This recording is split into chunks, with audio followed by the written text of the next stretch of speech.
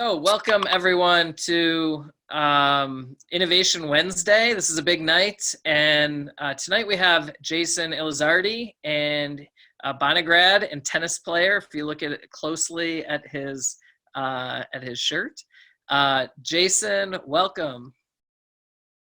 Thank you. Let's just get it started. Tell us about your career since Bonaventure, and I'll let you sort of have the floor.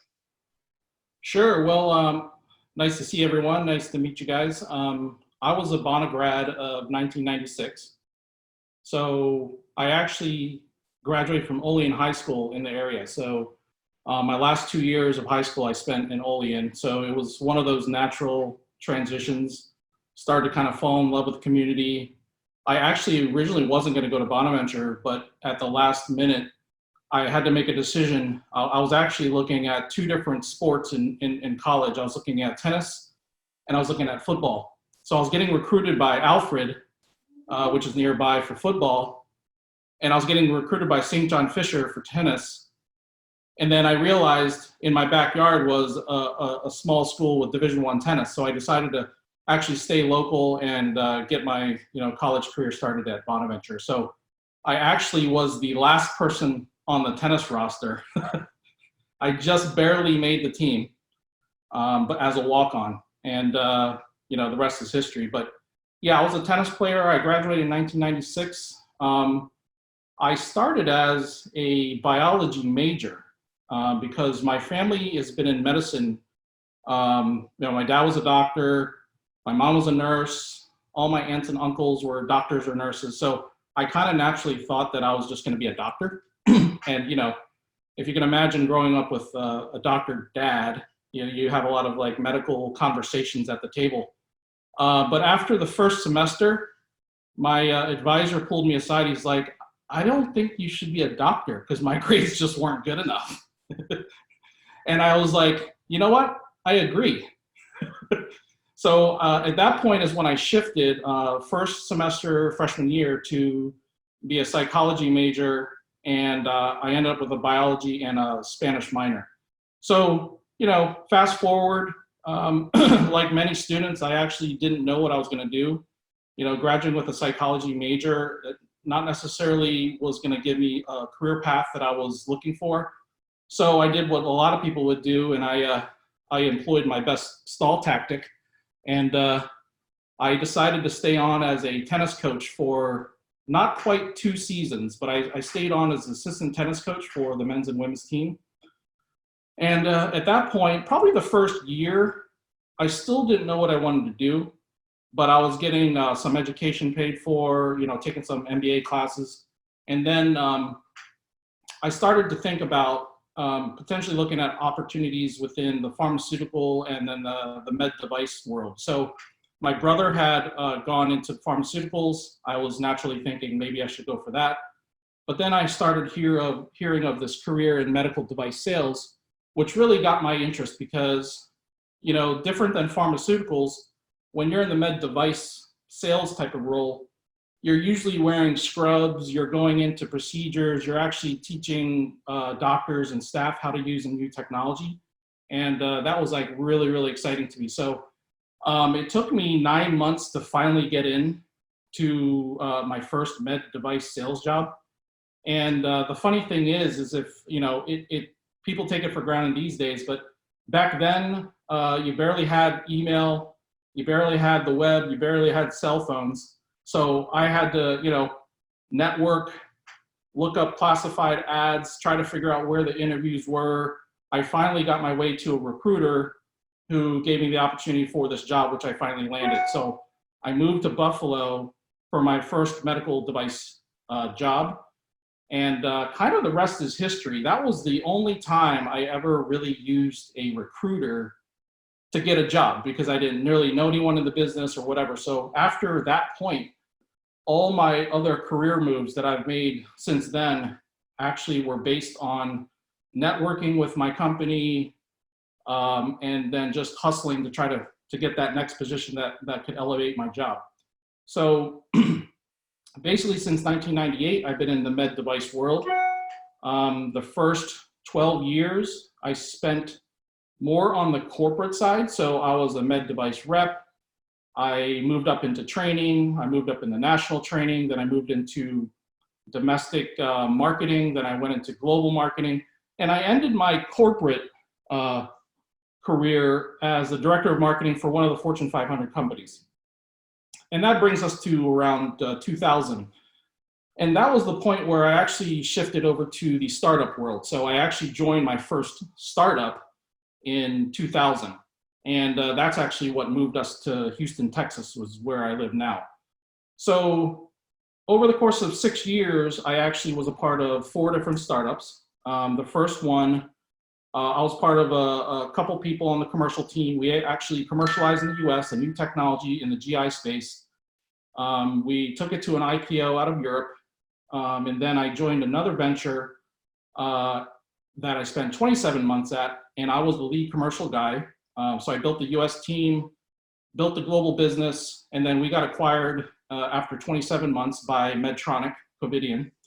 And then I shifted over to another startup, and I helped commercialize that company. And in 1 year, we got bought by Boston Scientific.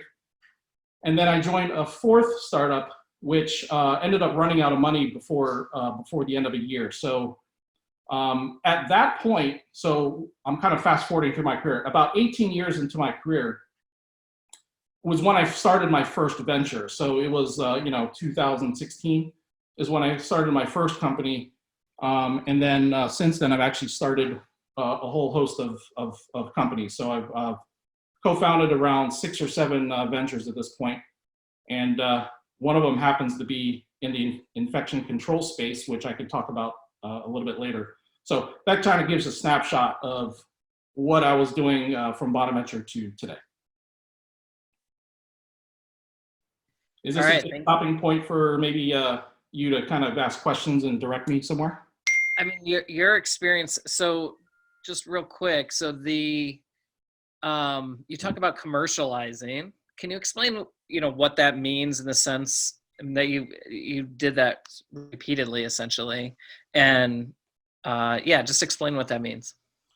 Yeah, I use the broad term of commercialization as basically sales and marketing. So my early commercial experience was more of a boots on the ground guy. I was one of 100 sales reps running around trying to sell a product in a region, and just doing that whole hustle.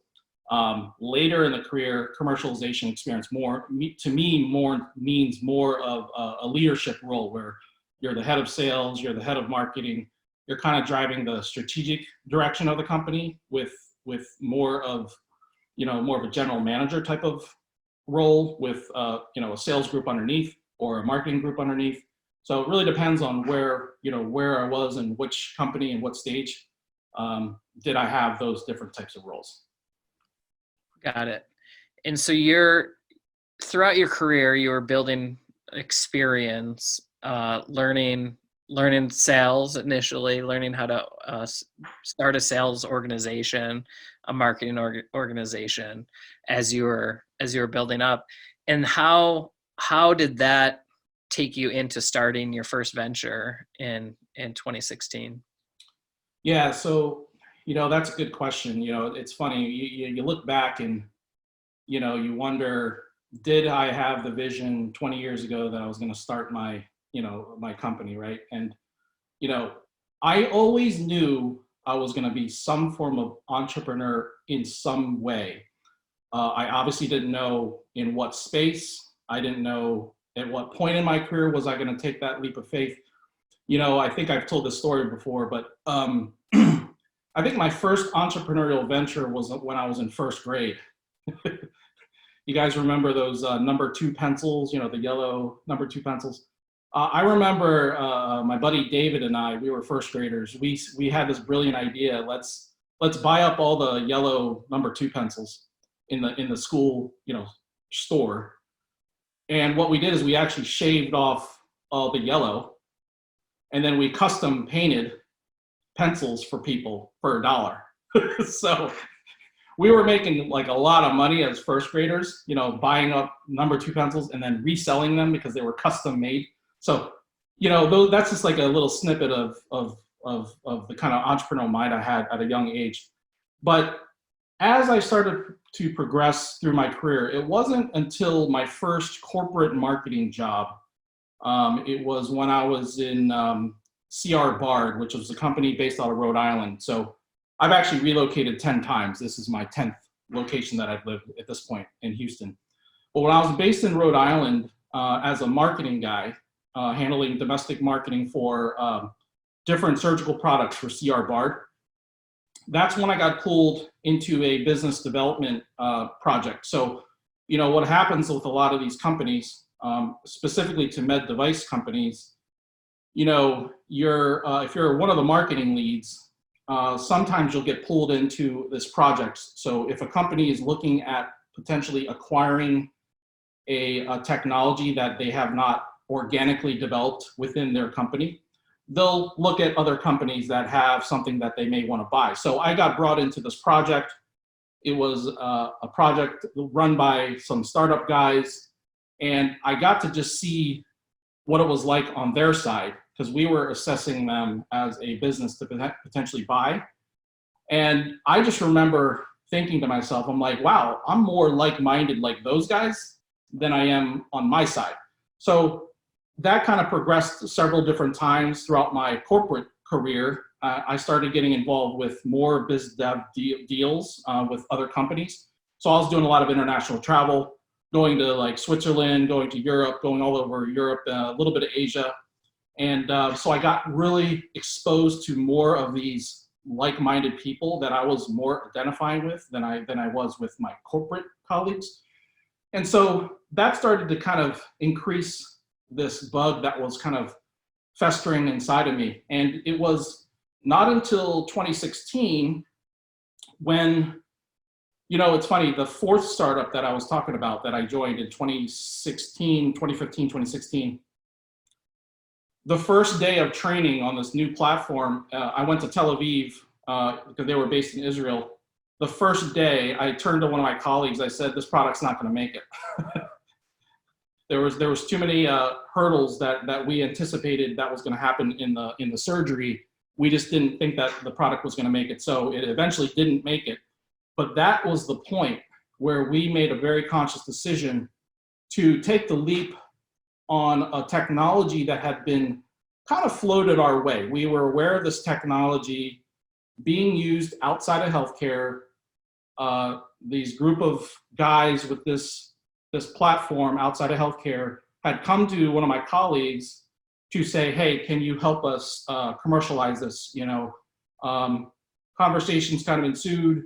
We decided that this technology had some real good legs to it, so we decided to form a company around it, buy the company, and then take the commercial efforts from there. So that was when my first venture was started, and the rest is history. We had started that while working at my last startup company, so we kind of got a little bit of runway. We're working a lot on the weekends and on our off time to just, you know, get some traction, and you know, off we went.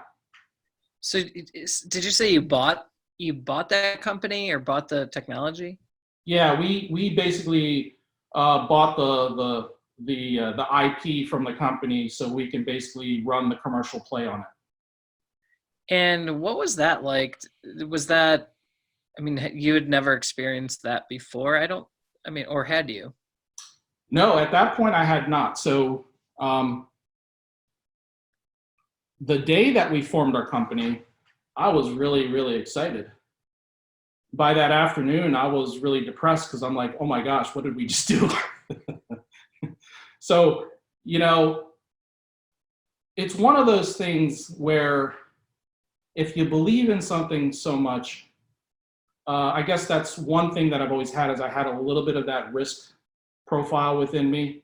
I was willing to put my chips on the table, cash out savings, do some things so we could pony up money to get this company started. And that's kind of what we did for the first few years of this venture. We basically took no income from the company and decided to just put our head down, learn about the ecosystem, learn about the niche that we wanted to attack, just continually talking to thought leaders in the industry, and eventually we knew we would land on a product that was going to be acceptable to the market. And that's kind of where we landed. If I were to fast forward, 3 years later, we finally landed on a product that we knew was going to be pretty hot.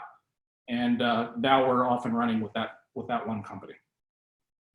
Got it. So just to rewind a little bit, so you had to, so you basically took this leap. You started this company, and you bought the IP from the intellectual property from this other company. How did you how did you figure out how to fund that? Was that just, you had money, you got debt, went to the bank? What did that look like? And how did you know to figure that out? Or how did you figure that out? Yeah, so that's a great question. So it's a little bit of both, it's not like we were flush with cash, right? There's two main business partners that I had. We did put our chips on the table. So we cashed out a lot of our individual savings and money that we've been banking. I'll be the first to admit, sometime, I kind of took that other leap too, and I cashed out some retirement. Again, it's one of those things where you believe in something. I was willing to mortgage everything on this. And at the time, we did a little bit of that. We also found the right partners that were willing to do things for not for money. So, we got legal counsel. We gave them a little bit of, an equity position in the company. We needed a manufacturing partner. So we made a lot of little deals and got really creative in order to keep the project moving forward. And then it wasn't till 3 years into that where we finally had a really good investor story to tell. One thing we did not want to do was take in venture capital money. And the reason why is because we wanted to maintain control of our ventures.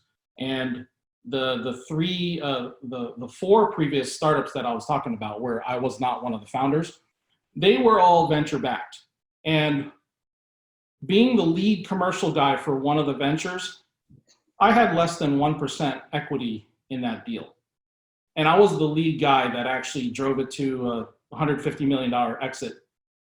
The venture capital guys that came in, they made tens of millions of dollars, and I was left with, the little remaining crumbs from the deal. So what we realized is we didn't want to take that money. That was just a strategic decision of ours. And we wanted to just roll up our sleeves, put in our money on the table, try to self-fund it as much as possible. So we actually finally came across a couple high net worth individuals. This one in particular, he believed in our story, wanted to put his money behind us. And since then, within less than a year, we've actually raised $5.5 million, and we just closed our round A, actually closing within the next few days. Awesome. Congrats. So, all right, let's dig into what that is. You have a bunch of irons in the fire, I know. I don't think we have time to talk about all of them in the different sort of businesses that you have. Maybe pick one that maybe it's that one that you're really focused on right now. We're in sort of unprecedented times with COVID-19. It's April 8th, and we're essentially a month into all this stuff here in the USA anyway. Tell us more about what you're doing and how that's affecting you and where it's at. Yeah, so, COVID-19, it's actually, it's a blessing in disguise for our company. So the company I'm talking about, it's actually called UV Concepts, UV-Concepts, CONCEPTS. We have, one of the main principles that we use to kind of define how we're going to develop a company is based on the key principles of crossing the chasm. If you guys haven't heard of that, I think I've spoke about that before. It's basically, understanding your niche, understanding your ecosystem, coming with a whole product, defining your leadership position, and launching with an expert sales force. I would like to say, because we focused and stayed on that mindset is why we're able to now capitalize on COVID-19. So let me explain a little bit of what we do. So UV Concepts, we have a novel platform that uses ultraviolet light, which is a short wavelength light. Some people call it UVGI, so ultraviolet germicidal irradiation. You probably see that term a little bit on the internet. Basically, it uses a short wavelength light to kill bacteria. You're basically deactivating the DNA of a bacteria or a virus. What makes us very unique, so there's three major components of what we developed. The first is what we call an ultraviolet enclosure. That's basically, imagine a 5-foot box, maybe it's like 8 feet tall, maybe a couple feet wide, 4 or 5 feet deep. Whatever goes inside of this enclosure, the door closes and we zap it with lights for 60 seconds, and it basically gives you super, super effective kill. I don't need to go into all the little scientific details, but it gives you a really effective kill in 60 seconds. The other technologies that use UV light in the space of infection control, you'll hear the phrase UV towers, where it's basically, imagine a tower of lights. You got about 4 feet long light bulbs that are around this tower, and then this tower emits light outward into a general space. So imagine taking this tower, putting it in the middle of an operating room. You turn on the tower and it emits light outward and it kills bacteria. That's what people are doing with UV light today. We took a whole different approach, and what we're trying to do is solve for the challenges of what a UV tower does. UV towers emit light into a general area, but if this pen represents something in the room, the light will go to this side of the pen, but it doesn't go onto the other side of the pen, right? So there's something called shadowing that happens. So what typically happens with the UV towers is they'll take it in a room, they'll move it to another location, they'll move it to another location, and through the course of moving these towers, it takes about 45 minutes to properly disinfect an entire room. That was a crowded space, right? So we didn't want to necessarily figure out a better mousetrap for that space. But the space that was being completely ignored are portable medical equipment like wheelchairs, IV poles, gurneys, ventilators, computer stations on wheels, EKG machines, infusion pumps. There's a whole list of things where the standard of care and how to disinfect those items is taking a wipe, a Clorox wipe, a Cavicide wipe.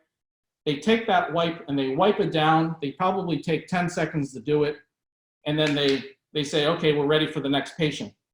Well, as you can imagine, there's so much variability in that process, because if you were to give a wipe, if I were to give a wipe to each of you and say, hey, clean this wheelchair, I would put all my money that each of you would clean that wheelchair differently, because you're gonna maybe spend a little bit more time on the handle, you're gonna put a little bit more on the chair. So there's actually a study done where there's 9 different variables regarding how to properly wipe something that leads to the effectiveness of that wipe. And there was other data such as 50% of these items, wheelchairs, IV poles, whatever, have been known to carry deadly bacteria. So there was a big void that was happening with these pieces of equipment, which still to this day is the standard of care. They'll take a wipe and wipe it down. We knew we had to develop an ecosystem to solve that. So the enclosure that I talk about is the first prong of the 3-prong solution we developed. We actually developed 2 other prongs to really give us that whole product that I talk about. The second is these digital tags. So imagine an electronic tag that's the size of like 2 inches wide and maybe 1 inch tall. Those go onto every piece of equipment that you want to disinfect. So imagine a wheelchair with a little tag on it. You push it into the UVE, you do the cycle. The tag is dynamic, so it knows that you just disinfected the wheelchair. It knows who did the disinfection cycle. It knows that if the cycle was done properly, it knows when the next cycle is due. So there's all this, like, we spent $1 million in making sure that we had a good tag and that we had a good cloud platform for the administrators to manage the entire process. So we that's the third part of this platform that I talk about. So we have the UVE, we got the tags, and we got the cloud that we developed. And that's the ecosystem that we put in place. So to come full circle on the question, we just started commercializing probably 6 months ago. And, we knew we had a novel platform that was going to appeal to the right customer. So similar to what I did in prior startups, we wanted to focus on some strategic institutions that we knew that the market would pay attention to. I could pick out 100 institutions in the country that if you get traction at those facilities, you'll probably get traction at the other 5,000 hospitals in the country. So we picked a couple key targets and started commercializing towards the end of last year. So we're in UCLA Medical Center. We are in SCL Health in Colorado. And, we have many units in each of those facilities. We just installed at MD Anderson Cancer Center in Houston right before COVID-19 hit. So the last part of the question that I want to answer is, we caught lightning in a bottle because what COVID-19 has done is it's shined a light on all the deficiencies that I had spoken about. And, now the market is realizing how deficient a lot of these processes are. And we just happen to be at the right place at the right time with the way we position our product. We're working on some very large contracts right now. I potentially could get a call from the White House, and I'm not even joking. We have a direct line to people on the White House task force. So there's a potential deal that we have in the works for FEMA. We had a hospital this week call us, and they know about what we're doing at UCLA. So we're going to be bringing on 3 new hospitals in the San Francisco market within the next couple weeks. So there's a lot of things that are happening now. So instead of having to push our message, now it's kind of coming this way, where people are finding out that we exist. Our current placements are actually getting a lot of buzz, so people are starting to come towards us. So we happen to catch the COVID-19 situation at the right time. Yeah, what a story. Thank you for sharing that.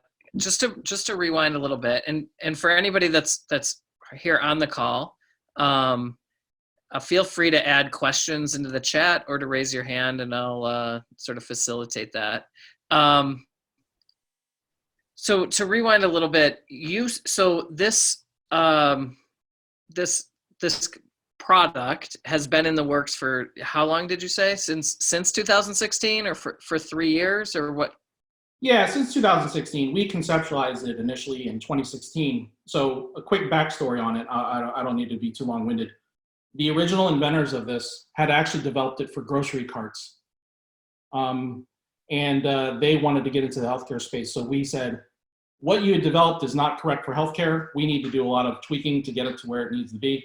So that's actually the product that we originally acquired. Got it. And so it took about 3 years then to get that product to the point where it was commercializable, I guess. Yeah. Yep. And so that investment was primarily personal investment, and you said a high net worth individual to get you to that point. Yeah. So I'll clarify. The high net worth person catalyzed our investment. He actually put in the initial chunk, but has brought in probably 30 different investors that in his network to basically help us fund the round. Each of us brought several of our contacts to the table to invest a certain chunk. Yep. But this individual had a pretty strong network, and so we got fully funded. Yep. So in the medical device world, there's a lot of upfront time, costs, and effort, and so it took you 3 years, and now 6 months ago you were able to launch. right ahead of this opportunity, which suddenly, instead of you preaching, the tables have turned just in the past month or two, where they're coming and looking for you. Correct. And so tell us more about like what I mean, it sounds like the opportunities are endless. So, but that is what's happening is the challenges that you are having. How are they evolving right now? Well, we have a different challenge now, to be honest. We're expecting an order from 3 different hospitals in San Francisco. And I kid you not, we just had an executive team call this morning and we're all crossing our fingers. We're like, we hope they don't order all today because we're still trying to finalize the 3 units that they're going to buy. So we're like in a very different challenge now. We had the capacity. We weren't really projecting to sell 10, 20 units this half. We were trying to still slow roll and take our time and just kind of methodically develop our accounts. But within the first week or so of COVID really hitting the press pretty hard, we had 10 units available and they all got wiped out. So we're already like, oh man, we got to build our next 20. So that causes challenges in itself. You have a manufacturing partner that's maybe not anticipating you needing to go for 20, because they're used to a very slow pace. So there's some choke points in supply. Their vendors are a little bit choked out by stuff coming in from different places, with just the whole country shut down in those regards. So we're doing a lot of scrambling to make sure we can have the right supplies and sub-assembly components to be able to build the units for the next 20 that we're ramping up for. So, it's a different challenge. We're going to be doubling down on our marketing very soon. So, we have a marketing group that we're partnering with. When you try to do marketing by yourself, I feel like I'm like a 5-year-old running around trying to like send out tweets and LinkedIn posts. We're going to be hiring. We've actually had a marketing partner for about a year now. They're going to really help formalize our communication out to the universe. So we're going to be refining and doubling down our marketing efforts for this. So you're kind of at this sort of press, you've sold out of your current stock essentially. You're trying to work on creating this pipeline. It's really an interesting, this moment is an interesting time in your company. Sure. How many employees do you have? What does the structure of the company look like? And yeah, so we're actually pretty lean. There's only 7 of us in the company. And so we have a couple of our, the senior leaders, and then we have a director of strategic accounts. We have a territory sales guy. We have an associate product manager. It's a very thin crew. So a lot of these initiatives take a little bit of support. So we're in the process of bringing on extra support, some third-party help to help do our installations. We're going to be hiring more commercial people later in this year. So we're just going to go as hard as we can go, just the thin crew.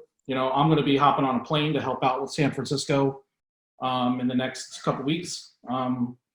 We're all ready to roll up our sleeves and get it done. We have no problems being the salesperson for an area or the training guy for that area. It's whatever it takes to get this thing to work. So in a company your size, you're 7 people, you're just starting to take off. I think that's an interesting example. So you're sales and marketing, you're going to be going to San Francisco to essentially train people how to use it? Yeah, so we typically go in and train a couple we try to identify who the lead trainers are of a facility. So, for example, MD Anderson, let's just use that. We've trained 120 people there. But maybe 10 of them are dedicated trainers that we think are competent enough to help train new people that come into the company. So, or to MD Anderson Cancer Center. So we'll go in and train everybody, and then we'll spend more time with some people that could be the lead trainer for when we're not there anymore. So we'll teach people how to make sure they know some basic troubleshooting, and all that thing. So another cool thing about our unit is we have it connected to the cloud. So anytime there is an error or anything that happens to the unit, it immediately emails us. So we usually know that there's an error before they know that there's an error. So we'll get an email, we'll immediately contact our people at that hospital and just say, hey, I noticed there was an error, just kind of having that dialogue. So it really helps us stay really connected to the customer. How did you create that structure? So, I mean, MD Anderson is a 28,000 person employee hospital in Houston. You just said you were trained 120 people with maybe those 10 main people. Like how do you find those 10? How do you find those 100, 120? How does that all happen? And how do you create that whole even framework? Yeah, so this happens through just partnering with your institution. It's not us telling them who it is; it's having them loft up who they think they want to elevate into those positions. It's maybe giving a little bit of feedback of, hey, I noticed David seems to be really excited about this platform and blah blah blah. So it's a partner collaborative discussion with wherever you go to help identify who those lead trainers are. That's really just how it goes. Got it. Well, I want to open up the questions. There's a few in the chat, but I'll let people actually ask them. So maybe Dr. Palmer, you can get it started. You're on mute. Hey, Jason, how you doing, buddy? How's it going? And I hate to say this, Jason, but when I first heard about all this, one of the first people I thought about was you. So I've heard you talk, and say this in a positive sense, but I've heard you talk about this several times. And it seems like to me that here was something that was almost something that only specialists would think about, completists would think about. Here's something, we got to get the wheelchairs clean. We have to get these, the various carts clean. But now it seems like the entire world has changed their attitude about cleanliness. So my first question is this.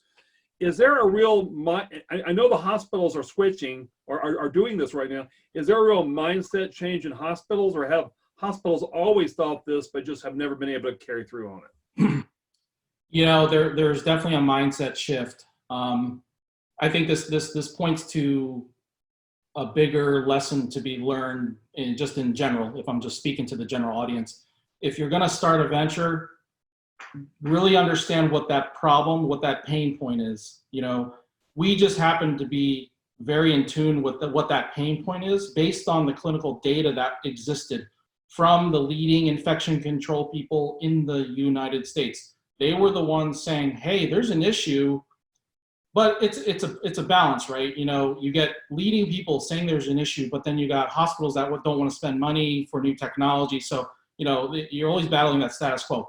But we were very bullish of where we were going with this and always had a very clear vision that a better way needed to be implemented. So we just stayed right on that like a pit bull. And, we were convinced this was going to always get to the point where the market would adopt us, but this was just an accelerator that catalyzed everyone to start being like, holy, we really need to assess how we're cleaning different pieces of equipment.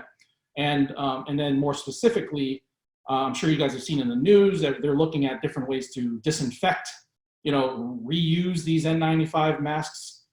We happen to just have an amazing technology for that in terms of we can do it very fast, we can do high volume, and in crisis situations, hospitals are looking at different ways to extend the life of their personal protective equipment, PPE. So that's why, it's a little bit of lightning in a bottle, but we were always bullish on how we were going to approach this market, for sure. Well, that sort of goes into my second question, and you're already addressing it. Product expansion. I mean, obviously, I guess we all look at hospitals quite differently in our homes quite differently than we did just a month ago. They're filled with bad things. So you're saying they're actually going to be using them, possibly you're exploring how to use the masks, which are one single-use masks typically, aren't they? Would you so the ideas you guys are working on about product expansion? Yeah, so I'll throw out my company line is that we do not promote the use of our product for the disinfection of single-use items. But where that's being driven, and that's actually being driven at the top level, there's publications out there that talk about crisis situations. How do we extend the life of our PPE? These initiatives are actually being driven by our customer. So if I were to take UCLA, for example, they were adopters of our technology because they bought it for the reason we developed it, which was for the portable medical equipment. But when the crisis hit, they were the ones to say, hey, universe, we're going to use this UVE for this purpose. That's actually a very acceptable pathway when it comes to, how we're not sitting there saying, hey, you should use our unit for disinfection of shortage stuff. It's a complex question, but what I can tell you is that it's an acceptable solution in crisis situations. People are feverishly trying to figure out how to extend the life of their PPE, and there's data to support, to give guidance to the people at the hospital level to determine their own protocol. So, they're developing the protocols using our platform. It's no different than if I were to go into a GI procedure and you want to use a plastic stent that's a little too long. I've been in 1,000 of these where they cut it with a scissors. Technically you're not supposed to do that, but it happens all the time because people in the clinical decision-making positions do things that's right for the benefit of the health of the environment or the person. So, it's an acceptable pathway during a time of crisis. I know I'm looking here, before I got a student, Christian, would like to ask a question about other uses. Sure. But real quick, a real comment to our students that I'd like to point out. Most of you guys remember Jason has spoken to our class several times, and he spoke to us earlier. When was that, Jason? I'm trying to remember. Was it last semester? I don't know, but I didn't have all this fuzz on my face when that happened. So. But once again, I think it's real interesting watching an entrepreneur of Jason's ilk. Right there, you're pushing, trying to get your product, people notice your product, and now a few months later, the world has changed, and you're dealing with these different issues. I think this is a fascinating thing. Like I said, I thought about you a lot as this has gone through. I think that Christian, well, let me see, Christian, I'm going to read a question for Christian. Well, here he is right now. Christian, would you like to ask your question about other applications of the technology? Yeah, sorry about that. I had to step away for a second. Yeah, sorry, I was ranting a little bit in the chat, but simply put, I was stating that it sounds as though your product, obviously, you're starting to get the ball rolling at like a very opportune time, obviously, for you guys. Which, I mean, obviously it's unfortunate worldwide, but I mean, it's a pretty amazing thing that you've got here. With that being said, my question was more based on, have you guys thought about other outlets where your product might become useful, especially now? My example was more like large shopping centers, shopping carts, everybody's scrambling to disinfect these all day long. Would your product be something, you might want to implement other places? So short answer is absolutely. There's tons of applications for this. We are currently entertaining different licensing options for companies that want to license our technology or become a distributor for some non-healthcare applications. So yeah, we're entertaining that actively. The other thing I want to note about our platform that we developed is we developed this, we actually internally call this a modular UVE. What I mean by modular is we actually built it so that we can construct panels in different dimensions. So the one I'm talking about is the one that's tall because it can accommodate a wheelchair that has one of those poles on it. But we are actually already in development of the longer version and the lower version, which can accommodate the gurneys, the stretchers, the beds, things that are like longer in nature that need that footprint. So we can develop this many different ways.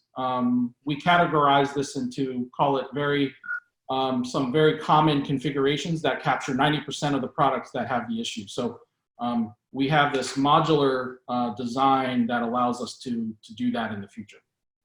Awesome, thank you. While we're on this too, Jason, would you talk a little bit about the manufacturing process that you're using currently and pulling your units together? Yeah, we spent some time assessing the right manufacturing partner. So we landed on a company out of California that does a really good job with sub-assemblies and kind of developing some higher tech products. So we landed in with a manufacturer out of California, and that's kind of where we manufactured. So Okay. sorry, I'm just trying to keep my answers a little bit shorter because I'm looking at the clock. I'm like, oh man, we're running out of time. Well, I mean, just with that in mind, is there anything else you want to share with us that you feel like is relevant either today or just in general? Yeah, I guess if I were to just in general, I kind of took a couple notes, like what are some key takeaways? If I'm a student, and I'm about to get into the workforce, one thing I could, I guess I have a couple things to throw out there, is that I have personally never made it about myself. And the way I feel like I've continued to network through my career is just pay attention to the other person, listen, make it about them, have a vested interest in the other person and what the company wants, what your boss wants, whatever. And then you always try to figure out a way to differentiate yourself. And it's going a little bit above and beyond. And what I like about those things, it's kind of very the Bonaventure way, right? You're kind of being more of a servant mentality.